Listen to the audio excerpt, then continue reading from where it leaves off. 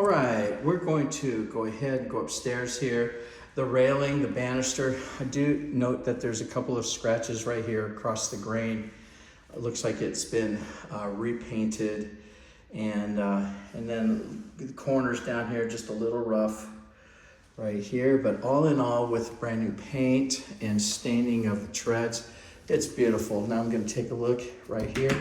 The railing is good and tight. It's nice.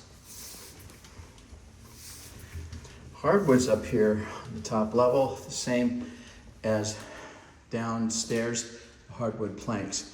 So I'm taking a U-turn, going to the bedroom in the front of the house, turning on the lights. First of all, we got a full bank of lights. You've got painted walls. I do see a screen that has a hole in here, right there. See it at various angles. Now, as an example, we're not going to rush out and get a contractor here, measure, have a brand new screen made or anything of that nature. It just won't happen. However, according to the lease, if there's a system or an appliance, meaning the kitchen, appliances, washer and dryer, heating, air, plumbing, any of those mechanical systems, if any one of those malfunctions, the owner's obligated through the lease to get it looked at, to get it repaired, and return it back to normal working order. But that doesn't cover things like screens or maybe if a set of blinds came down. So we're going to let the tenant deal with things like that on their own. Frankly, it keeps a landlord from being nickeled and dimed by a tenant, but at the same time, it gives the tenant a little autonomy to take ownership of some things on their own. Let's check out the closet here. There's a whole closet system at your convenience. This looks good. All right, we'll look at smoke alarms in a minute. Okay, let's go to the back bedroom. Okay, full bank of lights. Looks good. The walls look good again, freshly painted, just like downstairs. The windows are in fine shape, really good shape. Blinds look good. And I see the screens are in good shape here too. All right, and then let's just take a quick look at this closet here. And then there's some parts and pieces. Maybe you can figure out what to do with those kinds of little metal pieces there. I'm not sure. Maybe they are part of the storage system there. And then the floor looks really good here. Again, I'm trying to see if there's anything notable that I can mention on here as far as scrapes, scratches, scuffs, anything that may need to be mentioned.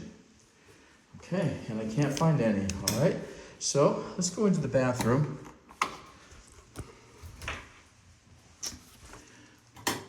All right, first of all, the big, deep tub, and it's beautiful.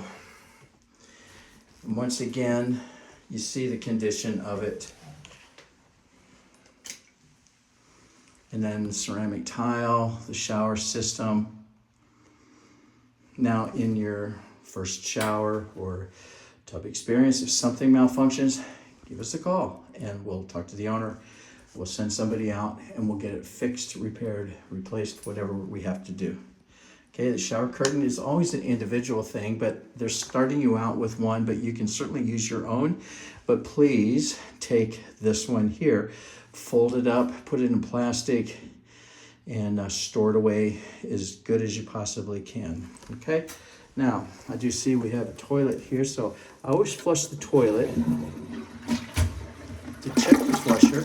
Yep, and then I also check to see if the lid, there's no wiggle in the lid. And so that's a good operating toilet. There's a towel rack that's nice and tight, a little bit of a storage nook up here. It's good, tight against the wall. You got a mirror here that is not a medicine cabinet, but you've got a set of lights up here. And then the vanity sink. And underneath, you can see very nice and clean. All the hinges seem to be tight in there. It looks really good. All right, and then let's hear. Okay, we have a fan. There's the fan, I hear it now.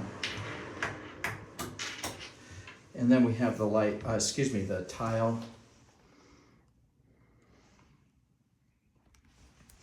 And you've got a bonus round. You got some paper towel and some toilet paper there.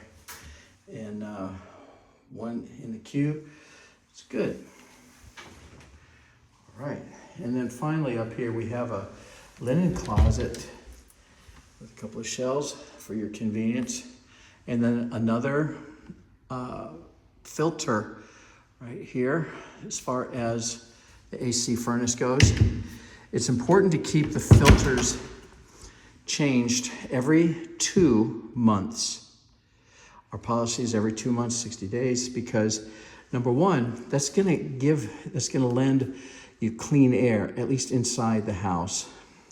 Number two, a clean filter will give the least amount of resistance to the AC and furnace so that you're not burning electricity or gas just to keep the place cool or heated.